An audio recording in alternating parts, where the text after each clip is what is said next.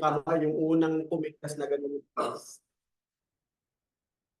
At ang nangyari, ang unang lumabas po, yung mabalbon si Esau, kaya siya po yung naging panganay, yung firstborn. Subalit, nung nailabas po siya, nung nailabas, nakakapit po yung kamay ni Jacob doon sa saakong ni Esau. No? At yun nga po yung ipinaglingkod ng kapatid na Darwin noong nakaraan.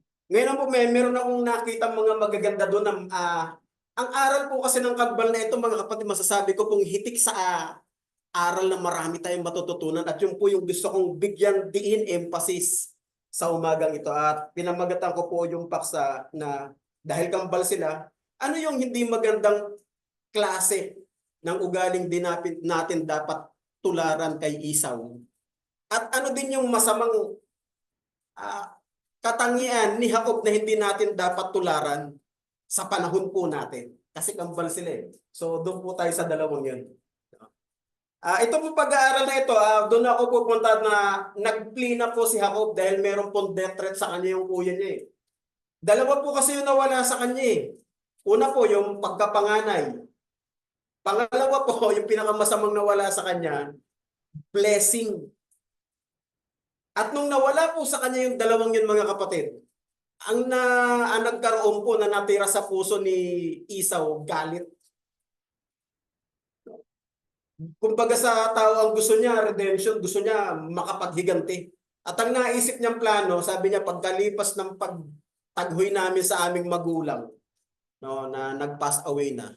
After lang nito, kumbaga sa ating mga Pilipino, yung pagbabanglok sa, no, papatayin ko yung kapatid ko. Yun na. Nabuo na sa isip niya yun, hindi po nalingid, no, sa kanilang nanay yung kanyang plano. Kaya po, nung nalaman po ito, no, nung kanilang ina, tinawag si Jacob to plea doon sa kanyang mga kapatid. At ang isa pang layunin, para po doon po siya makapag-asawa sa kanyang mga kamag-anak. At yung particular po yung anak po ni Laban na kanyang kapatid. No? At nung tinitingnan ko po yung dating time, ito po yung 1703 BCE o 1705 BCE ayon po sa pagtataya ng mga Bible scholar. At ang edad po rito, mga kapatid ni Jacob, sa pagtataya po ng mga scholar is 77 years old. Sapagkat ang kabuuan po ng edad niya, no, namatay po siya sa Egypt, 147. So ito po nasa mid o nasa gitna na po ng buong taon po na inilagi niya sa ibabaw ng lupa. Nasa kalagitnaan po siya. Ang edad po niya is 77 years old. Pero wag niyo pong isipin yung katulad ito ng 77 years old sa panahon natin. Sapagkat nung panahon nila, hindi ho katulad ng panahon natin. Less pa ho yung mga chemical na mga kinakain. Wala pa mga magic sarap. Yung mode of transportation nila, kagaya ho ni Moises, no, napunta po sa Midian, naglalakad. Siyempre, maraming nabe-burn ng mga calories, nagiging healthy. No? Ayon nga po sa pag-aaral ho ng mga scientific ko ngayon, pagka sa isang araw daw, nakaka 3 minutes of walk, gumaganda yung puso mo, at yung metabolism mo, mas natutunaw niya yung mga kinain mo, gumaganda ang pakiramdam mo, bumabata ka daw ng almost half of your age. Ayun ho yung makabagong pag-aaral niya. Kaya, imbis na maging tamad tayo, lakad tayo ng lakad, maganda. Walking. No, mga kapatid. So, para lang po ma-visualize natin. At akin pong babasahin itong Genesis 27 kung bakit po siya ang layunin, kung bakit po siya pumunta sa dakong yan. Ito po, Genesis 27, dito ko po sisimulan. At ang verse po niya, mga kapatid, nandito po sa verse 35 ko sisimulan. And he said, your brother came deceitfully. Ang nagsasalita po rito yung kanilang ama. Kasi nung panahon na to, sabi nga po ni kapatid Darwin, malabo na po yung paningin ng kanilang ama, si Isaac. At dito po, bago po siya pumanaw, ibe-bless niya na po, ibibigay niya na yung blessing. Ito na yung after na nakuha na po ni Jacob yung blessing. Naibigay na sa kanya yung pagbabasbas, yung spiritual blessing. Ito po yung time na dumating naman to, ito yung inutusan niya na mga so at ipagluto siya ng pagkain. Kaya ito na po yung And he said, your brother came deceitfully and has taken away your blessing. So yung blessing, mga kapatid, pansinin niyo po, para po sa panganay. Pero pansinin niyo po yung sinabi ng kanilang ama. Yung kapatid mo pumunta rito na may pagdaraya, deceiving, deceitful. Kanin kanina nga, may nakasalubong kami dyan, sabi ko sa misis ko, alam mo, nasa Maynila tayo rito, maraming budol. Bigla kaming hinarang, yung salita iba parang parang nangaharang siya. Tapos sabi ko, hindi naman siya mukhang pulubi, ang laki-laki ng katawan Pansin ng bait, magbibigay pa sa, sabi ko, wag na ako, baka mabudol tayo. Ibig sabihin, maraming ganyan, mga kapatid. Tuloy ko po yung pagbasa. Then Esau said, is he not rightfully named Jacob? Yan. Kaya kung pagpapangalan kayo, mag-isip po kayo. Halimbawa, may mga anak kayo, apo kayo, o kung gusto nyo ba ipangalan ng pangalang ito? Is he not rightfully named Jacob? For he has betrayed me these 2 times. Alam nyo na meaning kung ano ibig sabihin ng Jacob. Ayan po ang meaning, definition ng pangalang Jacob. 2 times po niyang ninakawan ng kanyang kuya. Una, yung pagkapanganay. Pangalawa po, yung basbas na para po sa kanya. He took away my birthright, and behold, now he has taken away my blessing. And he said, have you not reserved a blessing for me? So ito na po yun, yung reason kung bakit po siya nag-flew, punta po sa Haran dahil po sa death threat. Kasi 2 times po siyang kinunan ng karapatang para sa kanya, yung pagkapanganay at yung blessing. Firstborn. Alam niyo po, tiningnan ko po yung Asian cultural na background nito.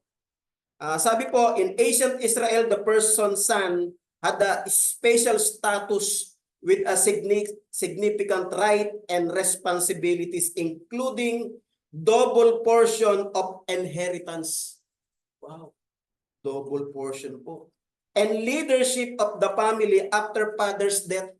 Kaya po pala pagka namamatay yung tatay, ang pumapalit na humahalili, yung panganay. Kaya naalala ko po yung during Jesus' death on the cross. Kasi wala na mag-aalaga sa kanyang nanay Ang kinausap niya si John the Beloved, anak, narito ang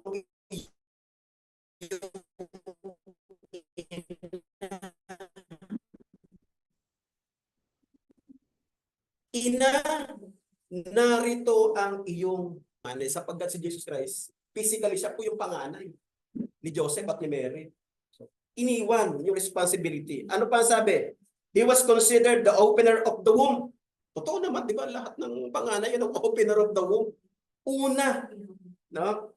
Representing the family strength and yung pagpapatuloy.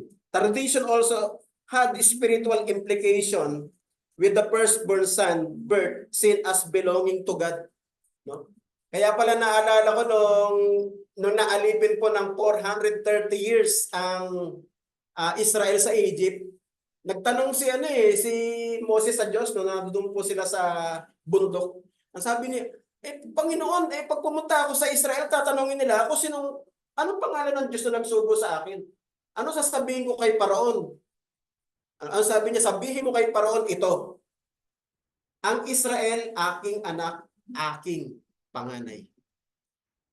Sabi niya in Exodus chapter 3. Sabi po, in inheritance, yung pagpapamana, di ba? Sa atin nga po, pag mayaman yung pamilya, tawag ng attorney. Nag-iiwan ng testamento, ito hatian ng ari-arian. So ito po, pag pinag-usapan ng panganay, the firstborn son receive a double portion. Nako, sarap pala maging panganay. Double portion no? Sabi, of the inheritance, while other sons receive lesser share. Mas mababa yung kanila. At tapos ang sabi po, leadership, he became the head of the family upon his father's death. He was responsible for leading his brothers and caring for his mother and unmarried sisters, spirituals. Firstborn was considered consecrated to God. So, sagrado pala sila para sa Diyos yung mga panganay. Tapos sa family lineage, kaya po pala, pag binasa niyo yung Luke, sa lineage mababasa niyo yung kalahian ng pinanggalingan ng Kristo, maituturo mula po sa lahi ni Jacob. Makikita niyo po naman. So tuloy ko lang po yung biblical passage po, makikita po natin in Deuteronomy chapter 21, verse 17. Ito po biblical na po yan.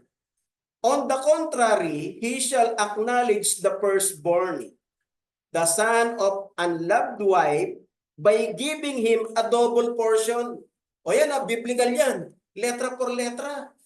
Pagkapanganay pala talaga, double portion of everything that he owns. Ang laki pala ng no? Kumbaga na pribilehiyo na ikaw ay maging panganay. No? For he was the beginning of his strength, to him belongs right of the firstborn. So ito na po yan. Kaya kung titingnan natin, ang banal na kasulatan, napaka-importante yung ikaw yung panganay. Sa cultural rights po ng Israel, nung panahon na yon. Kaya nakita natin kung gaano kahalaga po yung kalalagayang meron po si Esau, na kung saan, in instant, nawala sa kanya. No, kaya kung meron tayong hindi dapat gayahin kay Esau, ito yun. Ay pagbili niyo yung kanyang pagkapanganay sa isang pinggan na pagkain. Lentejas po ang pangalan ng pagkain Lentejas. Tapos pangalawa po, yung basbas na para sa kanya, kasi ang babasbasan talaga, panganay. Sa pagkakataon yun, wala na po sa kanya yung pagkapanganay dahil naibenta niya na Yung po yung talaga binabanggit ng Bible Wala na sa iyo yung birthright dahil naibenta mo na ng isang pagkain, isang pinggang lentejas. So siyempre, kung sino na po yung may-ari ng pagkapanganay, para sa kanya po yung blessing. Tama po ba? Kaya yung blessing na kuha po ni Jacob. Bagamat sa isang tingin natin, di natin maitatanggi na ito po nakuha niya sa pandaraya. Ibiruin mo, yung kinatay na kambing dahil mabalahibo Alam nyo kasi pag matanda na, experience na, hindi madaling madaya Teka muna. Sabi nung tatay, yung boses, Jacob Lapit ka nga, lapit ka. Binalutan ako ng nung balat ng kambing. Kaya pagka hinawakan, mabalbon. Pag hinawakan din dito, mabalbon din. Ibig sabihin na paghandaan na lahat. Bagamat cunning, bagamat deceiving, pero in the end, pansinin nyo po, nakuha pa rin niya ang pagkapanganay. So ito na po. Tingnan po natin yung sumunod po na mga passage na aking babasahin. Makikita po natin ito sa Genesis 29:15. Ito po yung time na nakarating na po siya sa Padam Aharan. At na-meet na po niya si Laban, nag-usap sila. So parang to make the story short. In Genesis 29:15, then Laban said to Jacob, because you are my relative, should you therefore serve me for nothing? Hindi naman pwedeng paglingkuran mo ako ng walang kabayaran. So tinatanong siya, ano ba dapat na maging bayad ko sa'yo?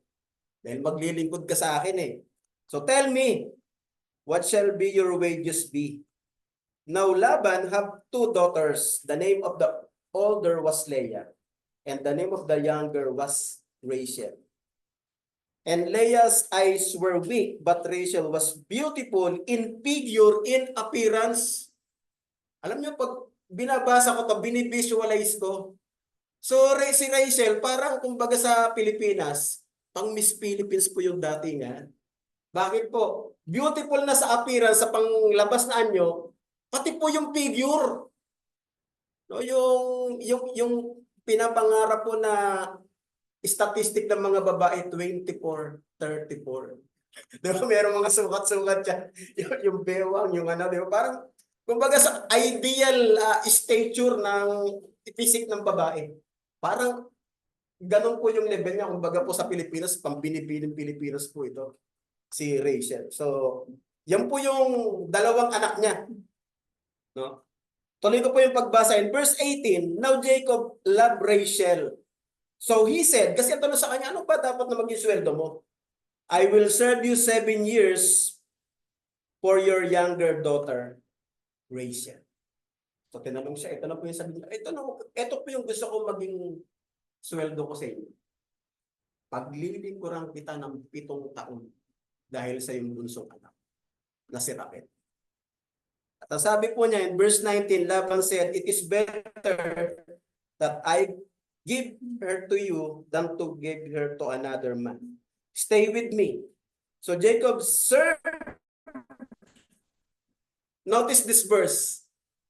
So Jacob served 7 years for Rachel. And they seemed to him like only a few days because of his love for her. Alam mo niyo, for 7 years, ang isang taon po 365 days. Dahil po sa taglay na pagmamahal po niya kay Raquel, ang sabi niya yung paglilingkod na ipinaglingkod niya sa loob ng 7 taon ay parang naging ilang araw lamang na nagdaan. So pagka ang motivation mo pala ng pagtatrabaho, ng paglilingkod, ng napakahabang taon, 7 taon, hindi mo nakakapagod. Payag kayo? Kasi pagka kinonsider mo po, ito po, I will give an napakagandang example o ehemplo. Kapag po tayo, lahat naman tayo dito nakaranas mga muhan. Pagka ang naging motivation natin sa pagtatrabaho, for our necessities lang, pangangailangan, or whatever, o pwede natin sabihin sa luho, nakakapagod. Totoo po yan. Nakakapagod. Lalo na pag naranasan mo ng mapaltusan, ako po nagtrabaho ng construction ng kamay, mahapde. Naranasan mo na sumakit yung mga likod mo sa akapasan ng mga semento. Sumakit na yung leg mo dahil dito nilalagay yung semento. Hindi ka na makalingon ng maayos. Nakakapagod. Pero pagka ang motivation po ng paglingkod, ang nagmo-motivate, ang nagtutulak pag-ibig, hindi mo nakakapagod. So we must turn yung ating motivation sa trabaho into passion. Kasi pag passion, andun yung pagmamahal, andun yung puso, hindi nakakapagod. So gusto ko i-consider natin ito. Itong pinag-uusapan dito, tao sa tao. Opposite. Pero ngayon gusto ko po in our time, how about ang maging motivation natin sa paglilingkod sa Diyos, yung pag-ibig natin sa Kanya. Kung ang pag-ibig po natin sa Diyos ang dapat na maging motivasyon natin sa paglilingkod sa Kanya, hindi ko nakakapagod. Pero ang tanong, bakit po maraming mga kapatid, bakante ko po ang pagod na? Pagod na ba? Hindi ko po alam ang sagot. Ang nalalaman ko lang po itong binabasa kong talata. Kung ang magiging motivasyon po natin sa paglilingkod sa Diyos, pag-ibig sa Diyos, hindi mo nakakapagod. Kung bakit po, ito nakakalungkot lang nakakalungkot ito. Gusto ko lang magbigay ng real talk. Matagal din po ako nagtrabaho bilang bouncer. Alam nyo, pag may K-pop, yung Super Junior, yung mga sikat na K-pop ngayon. Alam nyo, ang concert 7 p.m. Yung isa pa yung last na inatenan ko na concert dito na nag-bouncer ako sa Philippine Arena, yung Blackpink. Ang tindi ng anticipation. Alam nyo, 2 afternoon pa lang may nakapila na. Ang concert, ina-anticipate nila 7 p.m. Ganun sila katindi sa pagmamahal nila sa idolo nila. Nakakalungkot. Ito po, nananaghili ako in spiritual. Bakit pag sa Panginoon, ang pagsamba, ganitong oras, dumarating, may gitna. Meron darating last prayer na lang. Meron darating bread breaking na lang. Ganun na, baka kababaw naman yung pagmamahal natin sa Diyos. Bakit pag sa tao na pag-iidolo, pagmamahal, eto na lang sa school na lang policy, late, bawal lang pumasok, sarado na gate. O bakit doon na nakukuha natin hindi malate? Bakit pag sa job interview, job hunting, dapat ganito, sharp, nandito ka na, na-anticipate natin. Bakit pag sa Diyos? Ganun ba tayo ka-unfair sa Diyos? Ito, kaya ako po na gusto ko lang i-brought up kasi ang aral po nitong dalawang kambal na to, napakahitik. Ito po isa napakagandang aral para sa atin. Bakit pag sa tao nagagawa natin, tao sa trabaho, kumpanya, sa pag-aaral, bakit pag sa Diyos? Ganun ba tayo kabayas naman para sa Diyos? Pero pagka meron tayong hinihiling, ang gusto natin, yung Diyos madaliin natin. Panginoon, pwede po ba now na? Ginagawa natin siya sometimes, genie. Alam niyo yung genie, I will grant you 3 wishes. Now na. Ganun natin minamadali yung Diyos. Pero bakit pag pinag-usapan yung favor naman na para sa Kanya, na tayo naman yung makikinabang in the end, bakit hirap na hirap tayong ibigay? Bakit? Bakit parang ang damot natin sa Diyos? Ito yung aral na nakita ko rito. Sabi po, Jacob served for Laban for 7 years. Pero ang paglilingkod niya, parang nakailang araw lang na nagdaan, parang ang bilis lang. Naikwento ko nga kay Sister Tess, parang yung 6 months, 6 months magbakasyon, Sister, parang nagikli lang. Parang kailan lang tayo nag-usap, nandito ka na kaagad. Diba? Ngayon nadating na siya. Diba? Parang ang bilis lang kasi kung ang motivasyon nga, kung ang nagmo-motivate sa'yo ay yung pag-ibig. No? Kaya nga naalala ko yung kanta, pag-ibig. Naalala niyo kami. Yan ang pinakamakapangyarihang damdamin sa buong mundo. Pag-ibig. No more, no less. Kaya meron kanta po yung Black Eyed Peas, tinatanong niya, where is the love? Siya rin po yung tanong, yung pag-ibig natin sa Diyos, nasaan? Minsan nawawala, minsan nababawasan. Minsan kumbaga sa kapoy, unti-unting nawawala yung rugdog. Bumababa ng bumababa. Yun po yung isang aral na nakita ko rito, mga kapatid. Kaya nakita ko po ito, gusto kong bigyan din ng emphasis yun. Kaya sabi po in Hebrews chapter 6 verse 10, sabi po, for God is not unrighteous to forget. Ang tao, madaling makalimot eh. Gumawa ka ng 10 mabuti sa kanya, isa lang mali mo, ang makikita niya yung mali mo, pero yung 10 ginawa mo din niya na makikita, iba po ang Diyos.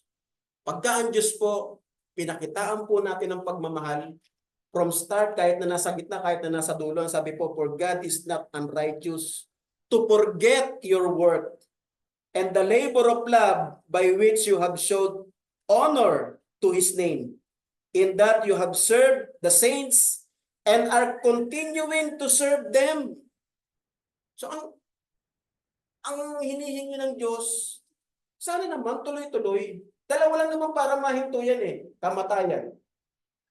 At ang ikalawa, yung muling pagparito ng Panginoon sa Kristo. Dalawa lang po, finish line ng paglilingkod natin sa Diyos. Kamatayan, tigil ka na. Rest. Ikalawa po, yung muling pagbabalik. Tigil. Ang Diyos po, napakabuti po niya sa lahat ng oras, sa bawat araw. Hindi po siya kagaya po natin ng mga tao na madaling makalimot. Lahat po ng ginawa, naalala ko si Haring Ezekias, inutusan ko si Prophet Isaiah. Sabi mo kay Haring Ezekias, mamamatay ka na. Ihanda mo na yung sambahayan mo. Siyempre, ang sakit nun. Paano mo ihanda yung pamilya mo? Anak, asawa ko, mamamatay na ako. Alam niyo, naging panalangin ni Ezekias, ang ganda po. Panginoon, alalahanin mo kung paano hindi ako nakalimot ng pag-ibig sa iyo.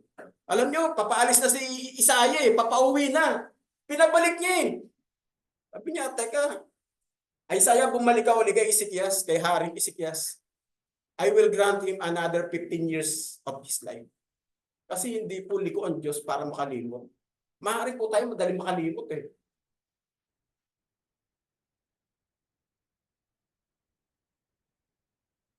Hindi po sayang yung gagawin natin mga paglilingkod sa Diyos. Hindi yun.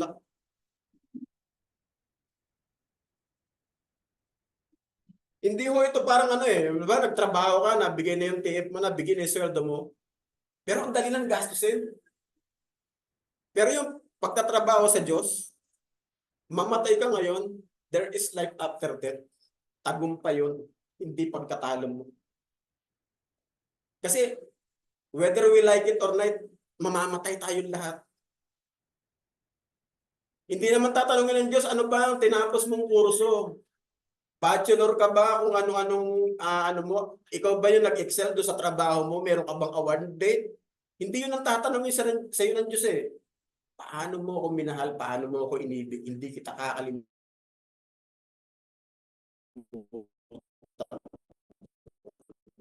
Yun ang magka-count eh, mga kapatid. So eto na po, dumating na po yung nung ano eh, 'di ba ang mga magsasaka pagka nagtanim, merong panahon ng pag-aani, aanihin niya na. Natapos niya na yung 7 years. Ito po yung pinakamasarap sa lalaki. 'Di ba? Yung ano, in love na in love kayo, babae, mahal, ano. Ito na yung time of reaping, yung panahon na ng pag-aani. Sabi niya, laban, tito, na tapos ko na. I already finished 7 years. Sana ibigay mo na sa akin kasi yun ang usapan natin na kontrata eh. Makuha ko na yung asawa ko, si Raquel. Sir, alam nyo, sa tradisyon nung una, kasi siyempre pagka ibibigay na, siyempre may handaan niya, nilasing. Lasing na eh. Hindi niya namalayan na ang ginawa ni Laban, ang ibinigay, panganay. So ito na po, to make the story short, chapter 29. At ang mga verses po ay verse 25. So it come about in the morning. Ito na, nawala na yung alak sa kanya. Ito na po yung nasipingan niya na. Yung binigay na, ang ine-expect niya talaga si Raquel eh. So ito na. Behold, it was Leah. Kayo po, mga kapatid, kung kayo po yung nasa shoes ni Jacob, ano po yung mararamdaman nyo? Hindi ba ang mararamdaman nyo, dinaya ka, pinitrade ka? Kasi ang usapan natin, maglilingkod ako sa iyo ng 7 years. Sa mahal na mahal ko si Raquel. Kinaumagahan ang nakita niya, nasipingan niya yung panganay. Ano ko yung aral na makikita natin dito? Ang isang napakagandang aral, what you sow, you will reap. Kung ano itinanim mo, aanihin mo. That was written in Galatians chapter 6 at ang verse po niya ay 6. Do not be deceived. Huwag kayong padaya. Sabi ni Apostol Pablo, God is not mocked. For whatever a person sows, this he will also reap. 2 beses po niyang ninakawan ang kuya niya. Una yung pagkapanganay. Pangalawa po yung basbas. Alang namang nagtanim ka ng mangga, ang aanihin mo'y atis. Tama? Sabi po nung isa pang translation sa English Revised Version, if you think you can fool God, kung iniisip mong pwede mong lokohin ng Diyos, no? You are only fooling yourselves. Ang niloloko mo talaga sarili mo. You will harvest what you plant. Babalik sa iyo yan. Ginawa mo yan eh. Yun ang law. Yun ang batas. Kung ano yung tinanim mo, yun ang aanihin mo. Kaya ka nga tumakbo dyan eh. May death threat ka eh. Galit na galit sa iyo yung kuya mo eh. 2 beses mong ninakawan, 2 beses mo dinaya. So bumabalik yan. Ngayon, kung kailan yung tamang panahon, Diyos ang nakakaalam kung kailan mo aanihin yung iyong ginawa. Sa buhay natin ito, mga kapatid, katulad po ng nangyari po sa tunay na buhay ng kambal na ito. Kung ano man po yung tinanim natin dahil po sa ating tinatawag na free will of choice, yun din po yung aanihin natin, whether we like it or not. So kung ang gusto mo, ang anihin mo, puro kabutihan din, hindi mo gumawa ng kabutihan. Kung gusto mo kumani ng kasamaan, gumawa ka ng kasamaan na babalik sa iyong kasamaan. Yun po yung dapat na makita nating aral dito sa buhay nitong magkapatid na to. Kaya ang sabi niya po, mga kapatid, na nahimasal na siya, ito po sabi niya eh. What is this that you have done to me? What is not for Rachel that I serve you for 7 years? Why then you deceived me? Bakit mo ako dinaya? Diba? Naranasan niya rin yung ginawa niya sa kuya niya. 2 beses niya dinaya yung kuya niya. lumagay din po siya sa kalagayan ng kuya niya kung anong pakiramdam ng dinadaya din naman. Kaya naalala ko po yun, nag-aaral pa ako, ang paborito kong subject, world history. Sabi po, Confucius Golden Rule. Ano po yung Confucius Golden Rule? Huwag mong gawin sa iba yung ayaw mong sa iyo'y gawin din. That is Confucius Golden Rule. At yung po, biblical.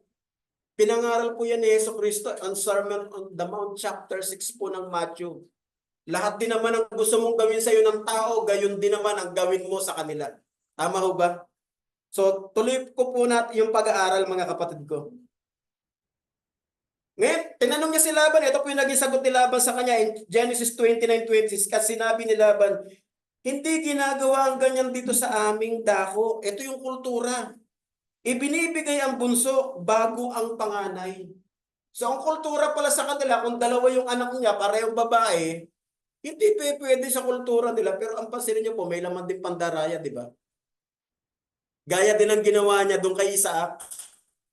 Narinig niya, narinig ng tatay niya. Pero, para madaya niya, dahil si Isang babalbon, nilagyan na ng nanay niya ng balat nung pinagkatayan na kambing. Kaya nung kinakapa, babalbon nga. Di ba? So naranasan niya rin kung ano yung ginawa niya sa tatay niya na nadaya niya dahil bulag na, malabo na yung paningin, o naramdaman din niya. So serve me another 7 years. O, di ba? 2 beses niyang niloko yung kuya niya. Pansinin niyo, 2 times din po siyang naglingkod ng 7 years kay Laban na kanyang tiyuhin. Tama po ba yung batas ng Biblia? What you sow, you will reap. Kung anong tinanim mo, siya mong aani. Tuloy po natin ang pag-aaral. Ngayon po, ano naman yung hindi natin dapat tularan kay Esau? Ito po, in Hebrew 12:16 to 17, baka magkaroon ng sinumang mapakiapid o mapaglapastangang gaya ni Esau na sa isang pinggang pagkain ay ipinagbili ang kanyang sariling pagkapanganay. Teka muna, brother. Yung iba sa amin dito, hindi naman panganay eh. Halimbawa, yung iba may bunso, may yung iba nasa gitna. Parang hindi sa amin yung pag-apaksang yan. Parang hindi dapat sa amin. Ito po ang katwiran ng Biblia. Ito po ang sabi in Romans 8, no? Verse 29. For those whom He foreknew, He also predestined to become conformed to the image of His Son, so that He will be the firstborn among many brothers and sisters. Tagalogin ko po, 8:29 to 30, sapagkat yung mga nanguna pa'y kanyang nakilala, ay itinalaga naman niya na maging katulad ng larawan ng kanyang anak. So lahat pala tayo, nakilala niya ng una, itinalaga po tayo maging katulad ng larawan ng kanyang anak na si Jesucristo. Ano po ba si Jesucristo? Panganay. So hindi natin pinag-uusapan yung physical na kalalagayan mo sa nanay at tatay mo kung ikaw ay gitna, kung ikaw ay bunso. Ang pinag-uusapan, lahat po tayo na pinili ng Panginoon na pabilang sa isang katawan, tumanggap ng pagpapala, lahat po tayo panganay. Baka po maging katulad tayo ni Esau, na sa isang pagkain, ibinenta po natin yung pagkapakain. Sa paanong paraan? Yun na nga po yung sinasabi ko kanina. Kung ang magiging motivasyon po natin yung paglilingkod sa Diyos, pag-ibig sa Diyos, hindi ko nakakapagod. Baka kasi ipagpalit natin eh. Pinagpalit natin araw ng linggo, mas pinili po natin na doon tayo sa trabaho. Kasi ang buhay natin, punong-puno ng pagpili, mamimili ka lang rin naman eh. O baka araw ng linggo, ilang oras na naman yung paglilingkod sa Diyos. Yung pagkakatipon, pinaka-importante, yung dulang ng Panginoon, alalahanin natin siya sa pamamagitan ng tinapay at ng dugo. Diba? Pinaka-importante yun ang main, kumbaga po sa boxing, yun ang pinaka-main event ng pagkakatipong ito. Yung alalahanin natin siya. Utos po yun tuwing unang araw ng sanlinggo. Baka maipagpalit natin eh. Mas pinili natin magpabora tayo, Boracay. Mas pinili natin magpa-El Nido, mag-travel sa araw ng linggo. Baka maipagpalit po natin kagaya po ni Esau yung pagkapanganay natin. Yun yung nakakalungkot. Hindi naman no, lagi ang pag-alaala sa Panginoon. Unang araw ng salib, di ba? Minsan, di ba? Kaya baka matulad tayo kay Esau. Naibenta natin yung pagkapanganay din natin sa ganung paraan. Tama. What if, kasi ito po yung nakakalungkot eh. Naalala ko po yung isang tanong nung nandoon pa tayo sa Mendo. What if ito na yung araw na surprise, ito na pala yung pagparito ng Panginoon? Paano yan? What if, di ba? What if ito na pala yung araw na ito na darating na yung Panginoon? What if, kasi wala naman nakakaalam, tama po ba? Paano kung biglang sorpresa, yun na pala? O paano yan? Eh, nandoon ka pala sa sabungan. Halimbawa lang nag-ano ka pala, nandoon ka sa meron o sa wala. Di ba? O kaya nandoon ka pala, nakapila ka, manonood ka ng sine, advanced screening ngayon. O, nasa SM ano ka, mall. O what if, paano na? Sa inyong palagay. Does it make sense ba yung sinasabi po natin sa pag-aaral na ito? Baka kasi matulad tayo kay Esau. Kasi ang sabi nga, ang buhay nga daw sa mundo parang singaw lang. Sa isang sandaling panahon, nandyan sa isang sandali, nawawala. Sabi po ng lingkod ng Diyos na si Santiago. Diba? Parang kailan mo nandyan, nakita ko si sister. Andyan, nayakop ko pa, nakamayan ko na. Sa isang iglap lang, diba? Ganun ang buhay ng tao, parang singaw lang eh. Magugulat ka, uy, alam mo ba? Pumanaw na pala si ganito. Diba? Ganun po ang buhay ng tao eh. What if, kung yung araw na ito, yun na pala rin yung pagparito ng Panginoon, paano yan? Paano tayo harap sa Kanya? Diba? Kaya pag-isipan po natin yan, habang may panahon pa tayo, may pagkakataon pa tayo, muli natin pag-alabi ng pag-ibig natin sa Diyos na nalalarawan po natin sa istorya ng kambal na ito na si Jacob at saka si Esau. Habang may pagkakataon pa tayo, muli po natin pagningasin ang marubdob na pagmamahal natin sa Diyos. Muli isang magandang umaga po sa ating lahat. Maraming salamat.